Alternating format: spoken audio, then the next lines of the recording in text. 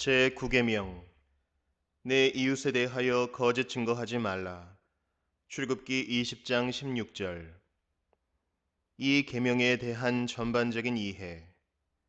이 계명의 목적은 진리이신 하나님께서는 거짓을 미워하시므로 우리가 서로 속임이 없이 진실을 행해야 한다는 것이다. 정리해서 말하자면 우리는 남을 거짓된 혐의를 씌워 비방하거나 거짓으로 그 사람을 해치지 말아야 한다는 것이다.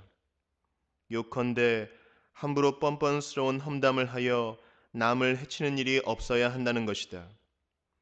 이러한 금지 명령에는 할 수 있는 대로 누구에게든지 진실을 증언하여 그 사람의 명예와 소유를 순전하게 보호하도록 도와야 한다는 적극적인 명령이 포함되어 있는 것이다.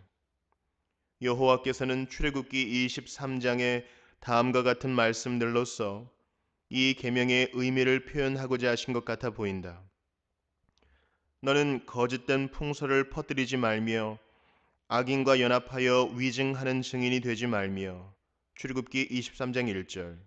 거짓 일을 멀리하며 출애굽기 23장 7절. 또한 다른 구절에서는 사람들 가운데 돌아다니면서 비방하고 중상하는 말을 퍼뜨리지 말라고 경고하시며 또한 형제를 속이지 말라고도 경고하신다. 하나님은 두 가지 모두를 구체적인 명령으로 금지하시는 것이다. 하나님께서는 앞의 계명들에서 잔인함과 음란과 탐욕을 금지하셨듯이 여기서는 거짓을 금하시는 것이 분명하다. 바로 앞에서 언급했듯이 이 거짓에는 두 가지 부분이 있다. 우리가 악한 의도와 험한 비방으로 이웃의 명예를 해치는 경우도 있고 또한 거짓말과 심지어 회방으로 이웃의 재물을 빼앗는 경우도 있는 것이다.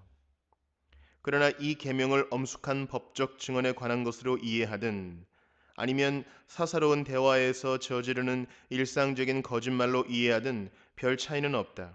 왜냐하면 우리는 언제나 이 계명이 여러 가지 악행 중에서 특별히 추악한 한 가지 악행을 구체적인 사례로 꼬집어 언급하고 그 나머지 악행들을 그것과 동일한 범주 속에 집어넣고 있다는 점을 고려해야 하기 때문이다. 그러나 이를 좀 더 확대시켜서 이웃을 부당하게 해치는 비방과 중상도 여기에 포함시키는 것이 적절한 것 같다. 법정에서의 거짓 증언에는 언제나 거짓 맹세가 포함되기 때문이다. 거짓 맹세가 하나님의 이름을 욕되게 하고 더럽힌다는 사실은 제3계명에서 충분히 다루어지고 있다. 그러므로 우리의 입으로 진실을 선포하며 이웃의 명예와 이익을 섬기는 것이 이 계명을 정당하게 지키는 길인 것이다. 이웃이 공정하다는 것은 너무나도 명백하다. 많은 재물보다 명예가 더 소중하다면 사람의 재물을 탈취하는 것보다도 그 사람의 명예를 훼손하는 것이 더 큰 해가 될 것이기 때문이다. 그러나 재물을 탈취하는 경우에도 때로는 손으로 강탈하는 것 못지않게 거짓 증언이 사용되는 것이다. 이 계명의 적용. 그런데 우리가 생각 없이 안일한 가운데서 이와 관련하여 죄를 짓는 경우가 얼마나 비일비재한지 도무지 이상스럽기까지 하다. 이런 질병으로 인해 뚜렷하게 악을 범하지 않는 사람이 극히 드문 현실이니 말이다. 우리는 다른 사람들의 악행을 찾아내서 폭로하는 데에서 마치 독약이 묻은 쾌감 같은 것을 느낀다. 우리의 진술들이 거짓이 아닌 경우가 많다는 말로 핑계를 댈 생각일랑 하지 말자. 이웃의 명예를 거짓으로 훼손하지 말라고 금하시는 하나님께서는 진리가 허용하는 한 우리가 이웃의 명예를 깨끗하게 지켜주기를 원하시는 것이다. 이 계명이 그저 거짓을 막기 위한 것이긴 하지만 거기에는 우리 이웃의 명예를 보존하기를 힘쓸 것을 장려하는 의미가 포함되어 있는 것이다. 하나님께서 이처럼 이 일에 관심을 갖고 계신다는 사실만으로도 우리는 분발하여 이웃의 명예를 안전하게 지키려고 힘써야 할 것이다. 그러므로 험담은 이유 여하를 막론하고 정죄를 받는 것이다. 그런데 여기서 말하는 험담이란 징계하고자 하는 의도로 행하는 책망도 아니요 악을 시정하기 위한 고소나 법적인 탄핵도 아니요 다른 죄인들을 두려움으로 자극하기 위하여 행하는 공적인 교정도 아니요 무지로 인하여 위험에 빠지지 않도록 미리 경고를 받아야 할 필요가 있는 사람에게 사실을 알리는 것도 아니다. 험담이란 남의 명예를 훼손시키고자 하는 악의와 방자한 욕심에서 일어나는 미움이 담긴 비난인 것이다. 사실 이 계명은 심지어 쓰라린 조롱을 농담처럼 가장하여 행하여 정중하게 대하는 척하는 것까지도 금하는 것이다. 어떤 사람들은 말 재주에 대하여 칭찬을 받고 싶어서 이런 일을 행하기도 하지만 그 상대방은 이로 인하여 수치와 비탄에 빠지는데 이런 식의 뻔뻔스러운 짓으로 형제에게 심한 상처를 주는 경우가 허다한 것이다. 여기서 율법 제정자이신 하나님께로 그는 우리의 입에 못지않게 우리의 귀한 마음을 주관하시는 분이시다. 시선을 돌리면 험담을 듣고 싶어하는 것이나 좋지 않은 판단을 경솔하게 표명해 버리는 것이나 모두 그가 금지하시는 것이라는 것을 분명히 깨닫게 될 것이다.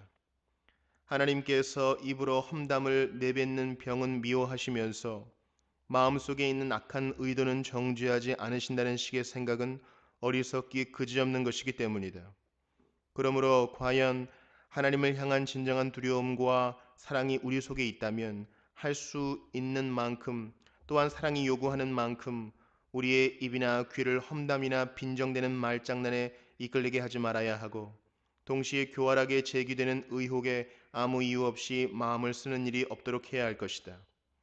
동시에 모든 사람의 말과 행동을 공정하게 해석하는 자로서 우리의 판단과 우리의 귀와 우리의 입으로 그들의 명예를 안전하게 지켜주는 데에 성실하여야 할 것이다. 제10계명 내 이웃의 집을 탐내지 말라. 내 이웃의 아내나 그의 남종이나 그의 여종이나 그의 소나 그의 낙이나 무릇 내 소유의 이웃의 소유를 탐내지 말라. 출애굽기 20장 17절. 이 계명의 전반적인 이해.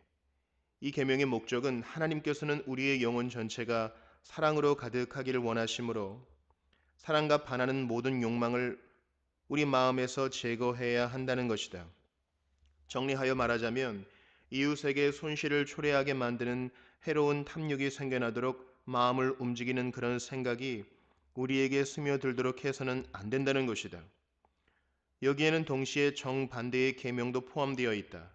곧 우리가 무엇을 생각하고 계획하고 바라고 시도하든 그것이 이웃에게 선을 끼치고 유익이 되는 것이어야 한다는 것이다.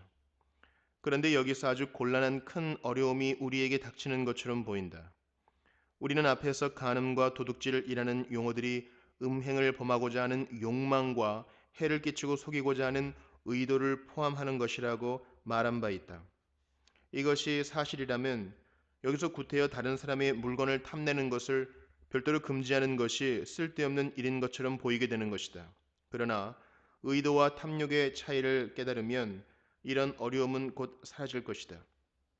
앞의 계명들을 다루면서 말한 바와 같이 의도란 정욕이 마음을 지배할 때에 의지가 거기에 고의적으로 동의하는 것을 가리킨다. 그러나 탐욕은 그런 의도적인 의지의 동의가 없이도 얼마든지 존재할 수 있다. 헛되고 악한 대상들에게 마음이 자극을 받거나 유혹을 받기만 해도 저절로 탐욕이 생겨나는 것이다.